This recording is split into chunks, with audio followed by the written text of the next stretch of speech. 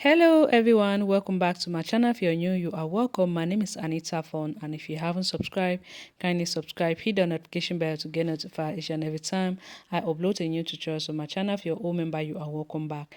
Thank you for coming back to my channel. Today I'm going to show you on how to cut and sew this circular pant step by step. So if you want to know how I'll be going about it, keep on watching. First thing I'm going to do is to go ahead and fold my fabric right side facing each other. After doing so, I will come here, I will mark a 4-inch downward and I'll connect it up with a straight line.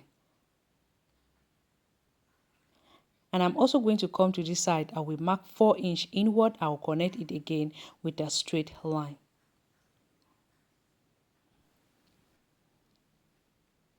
So I went down by 4-inch and I went in by 4-inch. Now I'll take round my waist and divide it by 3. Round my waist is 27. 27 divided by 3 is going to give me 9-inch. Why am I dividing my waist into 3? Is because we are making a flare pant. So that 9-inch, I'm going to mark it all the way to this side. When I'm done doing so, I'm going to go ahead, I will connect it up like that. After doing so, the next thing I'm going to do is I will go ahead now, I'll connect this line all the way to that other end, and I'm also going to do the same thing to this side. After doing so, the next thing I'm going to do is to go ahead, I'll mark my crotch depth line. To do so, I'll take around my hip and divide it by 4. Whatever I have, I'll add 1.5 inch to it. Later in the day, I realized that mine was a little bit tighter. So you should go ahead and add minimum of 2.5 inch to it. I'll be using a waistband of 2 inch. So I'll place my measurement from that 2 inch downward. I will mark that up. After doing so, the next thing I'm going to do is I'm going to go ahead now. I will divide 1/4 of my hip. Round my hip is 36. 36 divided by 4 is going to give me 9. I will take that 9-inch. I'm going to divide it again by 4. If I take 9-inch divided by 4, I'm going to end up with 2.025. I will mark it up here for the cross extension of the front. To go out by 1 inch, like you can see me doing, then I'm going to connect it all the way here like this, like you can see me doing. I will go ahead to add 1.5 inch because I'll be adding up a zipper to it.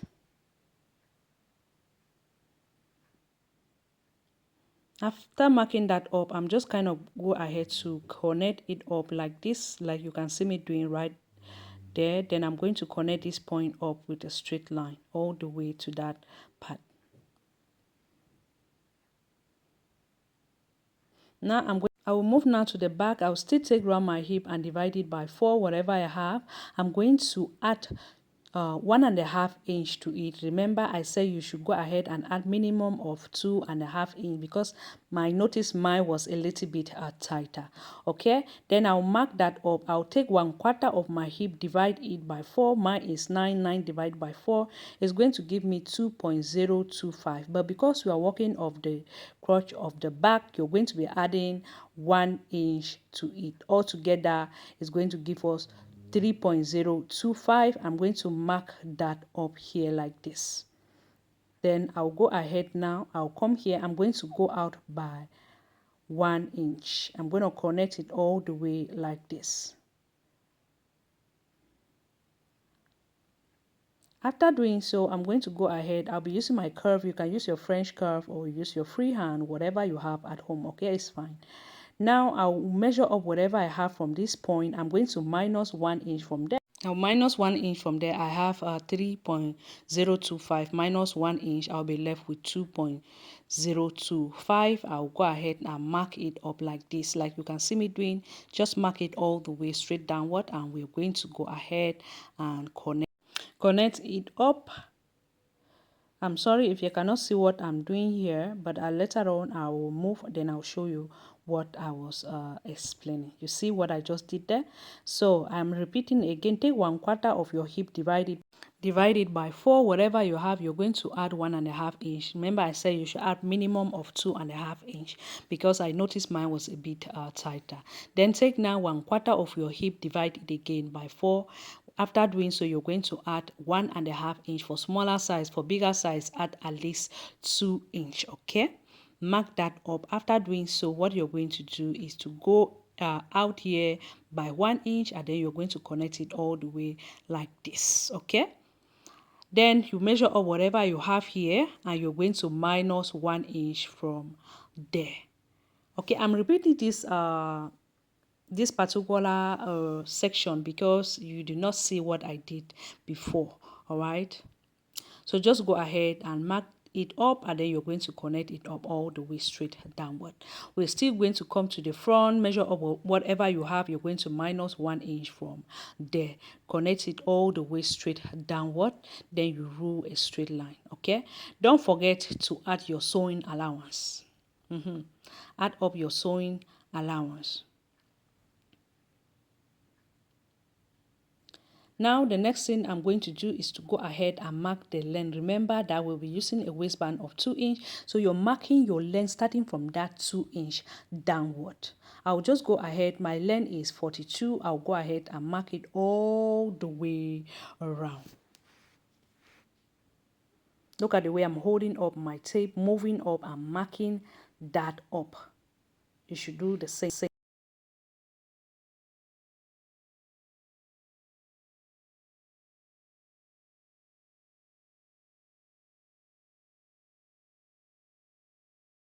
So after which you've connected it, you realize that there's a part that is being short.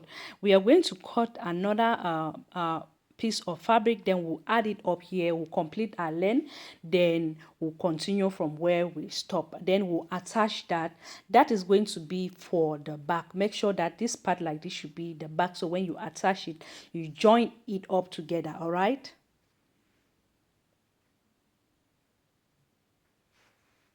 So this is what I'm going to do. I've just grabbed my fabric. I'm going to fold it again into two. Remember, fold it again into two. Then you complete that shortest of fabric right there. Then you mark up your length. All right, mark up your length.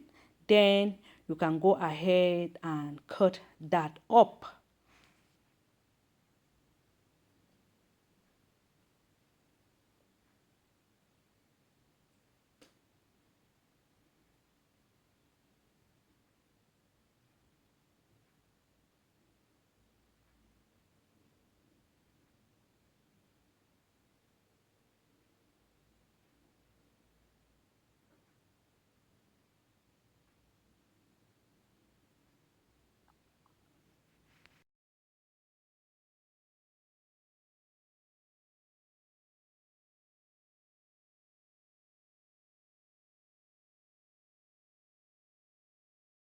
Then I will cut that up.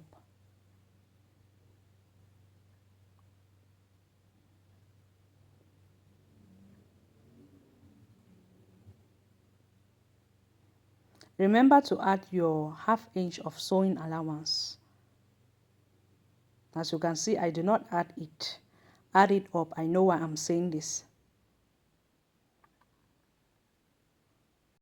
After doing so, go ahead now to level it up the front and the back, so you should know which part goes to the front and the other side to the back.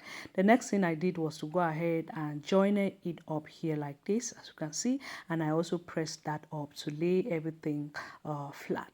I'll go ahead, I'll be pinning up the back, the crotch of the back like this. Then I'll do the same thing to the front, but remember we'll be adding up our zipper here at the front, so I'll start pinning from this point downward like this.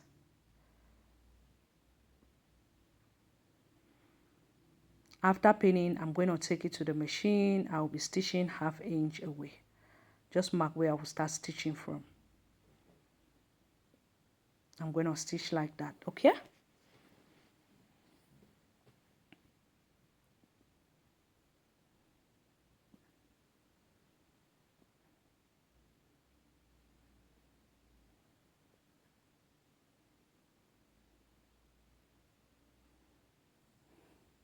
When I'm done stitching, I'll go ahead to zigzag it, or you can overlock it.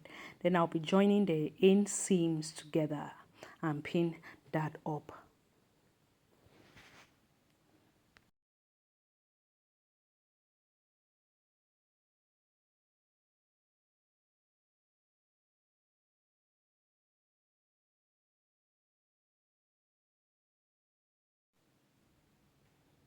After pinning, I'll take it to the machine. I'm going to stitch 1/2 inch away all the way to the other side.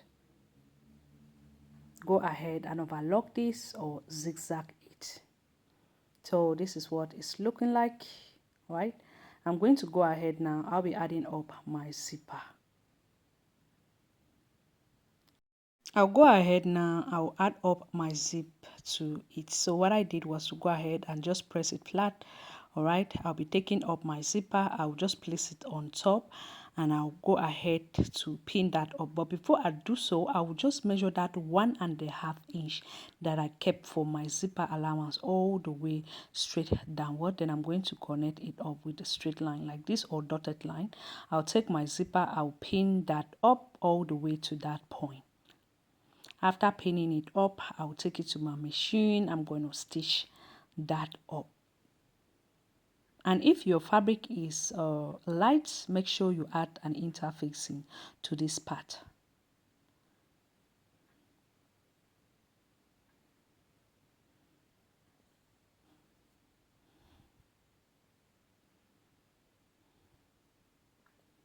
Then when you're done stitching, top stitch it.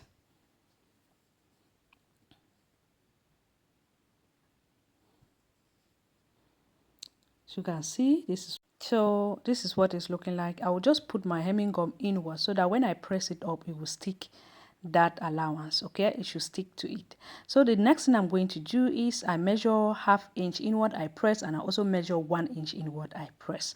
I'll first of all start and place it up right on that 1/2 inch. Okay, I'm just going to go ahead and measure up the top part now to make sure that it aligns with the other side as well.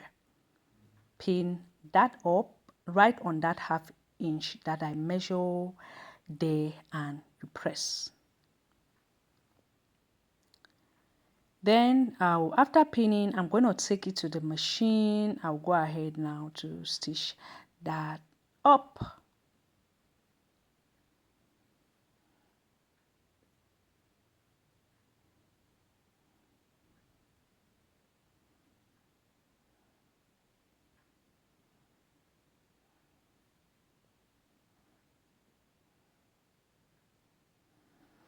So when I'm done stitching, this is what it looked like. That 1 inch, we're going to flip it up like this and press that up. This way, that 1 inch will be able to cover up, that's to overlap this other part here. Look at what I'm demonstrating here. All right, you see what I'm referring to? That 1 inch will be able to overlap here up like this. Okay. So now what we're going to do is to go ahead and press that up, then you take it to the machine and you're going to just stitch that up like this. Okay.